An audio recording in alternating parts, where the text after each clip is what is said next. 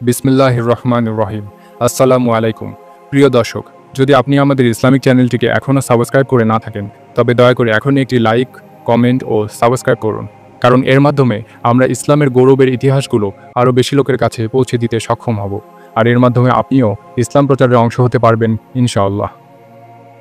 ইসলাম গ্রহণের পর খালিদ ইবনে ওয়ালিদ রাদিয়াল্লাহু তাআলা আনহু আর সাধারণ কোনো মানুষ রইলেন না।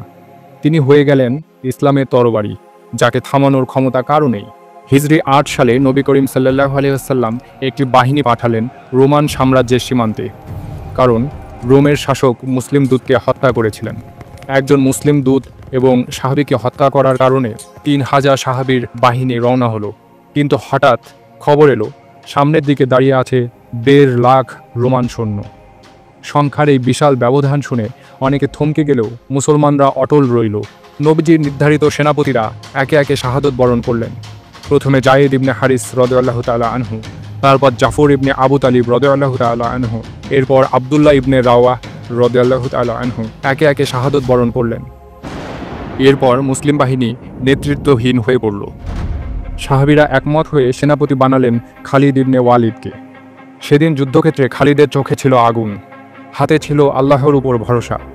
তিনি সেনাবাহিনীকে নতুনভাবে সাজালেন, রাতারাতি কৌশল পাল্টে দিলেন, যাতে শত্রুর মনে হয় মুসলমানরা নতুন সেনা সংখ্যা পেয়েছে।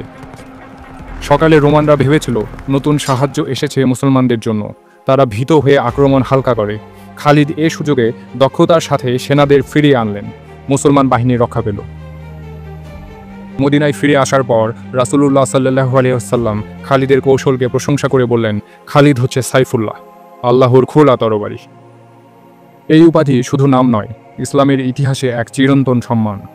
খালিদের ইসলাম গ্রহণের পর বড় একটি পরীক্ষা এলো হুনাইন যুদ্ধে। এখানে মুসলমানরা ছিল প্রায় ১২,০০০ আর শত্রুপক্ষ বিশাল বাহিনী নিয়ে দাঁড়িয়েছিল। যুদ্ধের শুরুতে মুসলমানরা কিছুটা দুর্বল হয়ে পড়ে। খালিদ তখনও নতুন মুসলমান, কিন্তু তার বীরত্বে কোনো ঘাটতি ছিল না। তিনি দৃঢ়ভাবে যুদ্ধ চালিয়ে গেলেন, যদিও শরীরে প্রচণ্ড আঘাত পান। পরে মুসলমানরা আবার সুসংগঠিত হয়ে প্রবল শক্তিতে আক্রমণ চালায়, আর তারপরেই বিজয় আসে। খালিদের জীবনের অন্যতম ভয়াবহ যুদ্ধ ছিল ইয়ামামার যুদ্ধ। নবী করিম সাল্লাল্লাহু আলাইহি ওয়াসাল্লামের ইন্তেকালের পর মিথ্যা নবী মুসাইলামা কাজ্জাব হাজার হাজার সৈন্য জড়ো করেছিল মুসলিমদের বিপক্ষে। খালিদ রাদিয়াল্লাহু তাআলা আনহু মুসলমান বাহিনী নিয়ে তার মোকাবেলা করলেন। এই যুদ্ধে শহীদ হন অসংখ্য সাহাবী, এমনকি বহু হাফেজে কোরআনও। কিন্তু খালিদের অবিশ্বাস্য সাহসিকতায় মুসলমানরা শেষ পর্যন্ত বিজয়ী হলো। মুসাইলামা কাজ্জাব মিথ্যা নবী নিহত হলো, আর ইসলামের ভিত আরও শক্ত হলো। মুতার যুদ্ধ থেকে ইয়ামামার যুদ্ধ পর্যন্ত প্রতিটি যুদ্ধে খালিদ ইবনে ওয়ালিদ রাদিয়াল্লাহু তাআলা আনহু দেখিয়েছিলেন সামরিক প্রতিভা, সাহস আর আল্লাহর উপর অটল ভরসা কিভাবে অসম্ভবকেও সম্ভব করে তোলে। নবী করিম সাল্লাল্লাহু আলাইহি ওয়াসাল্লাম তাকে যে উপাধি দিয়েছিলেন সাইফুল্লাহ, তার প্রকৃত অর্থ স্পষ্ট হলো বারবার। প্রিয় দর্শক, ইসলামের বিভিন্ন সাহাবীদের জীবনের অনুপ্রেরণামূলক গল্প নিয়ে আমাদের ধারাবাহিক কিছু পর্ব আগামীতেও প্রচারিত হবে। তাই অবশ্যই আমাদের চ্যানেলটিকে লাইক, কমেন্ট ও সাবস্ক্রাইব করে পাশে থাকবেন।